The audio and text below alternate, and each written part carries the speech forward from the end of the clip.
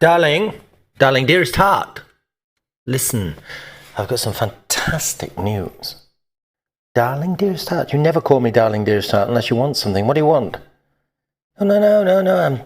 This is to benefit both of us. What do you want? Look, I've just seen Maureen and Paul. They've come back from Turkey, Istanbul, and they've both had a TT. They look absolutely fantastic. A TT? What's a TT? What's a Turkish TT? Is it a car or something? No. No, it's a transplant, and it's teeth and tits, or a teeth and a hair transplant. What? So what? I mean, are they mad? It'll all drop onto the feet within a week. Everybody's having them. I know, but they look absolutely sensational. So I thought that me and you, no, whoa, don't think that we're going to have anything, similar to that, some cheap TTs. No, thank you. No Turkish for me. No, you haven't seen it yet. They're absolutely brilliant. Listen, when you have a hair transplant, yeah, you basically got to have some hair to transplant, especially with colour in it. Now, I've got this bone dome here, as you can see, yeah, where nearly 99% of it is chrome, my love. It's a tonsure, a monk's tonsure, of a tiny little ticker tape of hair around, virtually down on the back of my neck is what's left. So it wouldn't work with me. No, it's totally different. Paul was the same as you. He got less than you. He couldn't have less than me. No, he did. And he now looks like Elvis. Rubbish. Unless they're taking him out of unless they're scalping alcoholic tramps and giving you a complete graft of the thing, he can't do. I'm telling you, it's all done by a 3D machine. It takes it from all over your body while you're asleep. Oh, darling, I can't believe you fell for this. So I'm going to be put to sleep. No, you're not put to sleep. They just inject your head. He fell asleep. Right. So, and you don't feel a thing. These thousands of insertions in the top of your buns, and and he's been asleep through it. So he fell asleep. They injected his head, and they put it through. They clamp it like a cow or something. So you don't move. And the machine scans it first, gets the actual 3D image of your head, and then it pinpricks each replacement hair at a high speed, like it's tattooing you. Oh yeah. Let me just tell you, I haven't got any colour left in any of the hair on my body. I am 60 years of age. Everything is 50 shades of grey, okay? My chest, my feet, there's not a coloured hair left on me, so I don't know where they're going to get it from. Well, it's your armpits and your scrotum. What are you talking about? They're going to take it out of my scrotum, yeah? And off my arse or something to get the colour. This is what it does. Well, let me just tell you see this little furry triangle I've got down in my trousers here? Yeah? It's ginger and curly. So the last thing I need is a curly, to become a curly ginner. Okay? And the last thing I need is a machine to start plucking my scrotum as though it's a chicken at a slaughterhouse, pulling feathers out of the thing. I mean, what if it goes wrong? It doesn't go wrong. Anyway, I've got about enough to harvest to give me either a monobrow or a moustache. And the last thing I need is a short and curly moustache or monobrow. I do not need to be a ginger Frida Kahlo, thank you very much. Who's Frida Kahlo? She was a lesbian artist that had a huge monobrow, looked like Groucho Marx. And the last thing I need to do is look like a ginger Groucho Marx with a huge monobrow across the top. And apart from that, there just wouldn't be enough. You'd end up with a little ginger tuff at the front. There's enough to do a goatee beard. And there's nothing wrong. I can grow a full-strength beard. No, listen, Paul and Maureen. Paul looks absolutely fantastic. You've got to see him, darling. My scrotum, I know what you're saying. I mean, your scrotum, I must admit, is dropping at a rate of knots. It looks like the middle pocket of a pool table, really. You are actually, you're funny this morning, aren't you, darling? Now, Maureen, what she had done, well, she had her teeth done in the tits. Right. So, do you want me to get my teeth done as well? Yes. I mean, you're looking like a baker's shop window these days, aren't you? What's that supposed to mean? What sort of one white and two black, or two brown? Sort of, oh, you are really hitting the mark, aren't you? You're making me feel absolutely sensational. So am I to take it then that you're coming to also get teeth and tits done? You're having a boob job then? Well, I was thinking of doing, yeah. Because, I mean, she's had them done. They look sensational. And it's so cheap. It's £2,500. And the hotel and the flights are thrown in. So, I mean, it's peanuts, really. It works out at £1,500 for new teeth and new tits. Right. Doesn't that spell catastrophe to you or not? Because, I mean, having this sort of makeover, but everybody's having them. I know they are. They may be, you know, I mean, you've seen the Traveller girls are all having them for their big fat sort of gypsy weddings and stuff. And have you seen the state of them? Their gobs are glinting like a fresh polished armated shank toilet. I mean, they're bright white.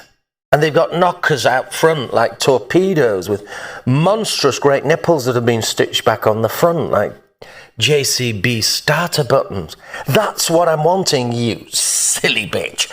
And apart from that, I mean, how many times have we read that these things have exploded at, 33,000 feet? I mean, the last thing I need is to be covered in your milk and mammary glands on the way back from Marmaris, Oh, you always look at the negative, don't you? The negative. Listen, I mean, we've read about all these disasters. The last thing you wanted from me was to get me covered in jailhouse tats, remember? Tramp stamps. Remember that? For my 60th birthday? Well, Gerald had got... I don't care if Gerald is tattooed from the nick of his arse to his nostrils. The last thing I am going to... In fact, Gerald has got a huge Nazi eagle on his chest. I mean, it's not a Nazi eagle. It's an Egyptian eagle, similar to those that were found in the tomb of Tutankhamun. Right. Have you seen it now? Have you seen the state of it now? It's sagged. It now resembles a shite-hawk that's shrunk. It's like a shite-hawk on skunkweed, this thing. It's sleepy-eyed and gone all droopy-winged. Oh, you're such a killjoy. I'm not a killjoy, but if I'd have done what you said, on old skin tattoos, it's like having a canvas. Unless your canvas is young and stretched taut, you cannot paint onto it. Okay? Because it keeps shrinking. The actual frame, your skeleton, shrinks as you get older. Okay? And then it becomes a dreadful looking thing. I mean, look at the bumblebee on your arse. It's that big now, it looks like a budgie. Don't start wounding me. I'm not wounding, but I'm just saying, you poo-poo everything. I don't poo-poo everything, but I don't want to start having things injected into me, and I don't want to be covered in jailhouse tats. These tribal tats that you mentioned, what was it I was going to get? Some Yakuza or something. Oh, I don't want to look like a Yakuza at 60 years of age. And I don't think that we need to fly across to get a Turkish TT either. Why do you want to be morphing into something? I mean, all your friends. I mean, look at the state of Gillian after that. She looks like a plastic freak. She looks like Daffy Duck. And she looks like Groucho Marx. She looks like Daffy Duck and Groucho Marx combined. She's had that lip lift. Her lips are stuck so far out, they look like a bill of a bird. She was trying to get a vermilion height with a pucker pout. That's all, just a lip implant. I know, but look at it. And she's tattooed her brows right across. She's shaved her eyebrows off and had 2 square lumps tattooed on there. She just looks like Groucho Marx. She only needs a great big cigar and a pair of specs. Don't say that. And I tell you what, don't ever say anything like that. She's so sensitive. Don't say anything. Look, the last thing I need is a 3D plucking machine to harvest hair from my scrotum, because I know it'll go wrong. You just wait till you see Paul. You'll think very differently. You'll change your mind. I won't change my mind. I'm happy with me as I am, darling. I don't need a Turkish transformation. What if it goes wrong, eh? What if things go catastrophically wrong? Like your dentist or something. You do realise they grind them back virtually to the root and then bond them straight on. They stick them, bond them on. I mean, what happens if all the roots and anything go? You know, you could die from septicemia with this. What if you get a massive abscess on your ceramic choppers? Then what? You know, your original pegs are still in there. I mean, Janice has had them done. They look absolutely fabulous. They don't look fabulous. They look like a row of white war graves. They're all uniformed and they're all exactly the same size. They look horrendous. Oh, such a... Anyway, look. You might want to look like Frida Kahlo in ginger, but I don't, okay? Well, I'm going to have mine done. You're going to have yours done, are you? You're going to have yours done. Your teeth and your tits.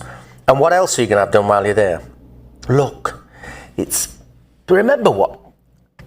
Darling, there are so many. Remember what happened to Mark and Sharon when they got this done?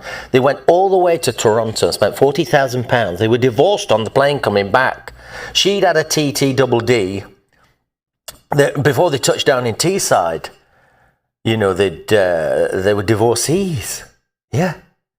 It went from what it turned out what was Happy Halls to what she looked like something from the Death Valley of the Dolls when she touched down. She was black and blue. I don't know whether he beat her black and blue or whether it's for the op. I mean, she went and had her boobs done and everything.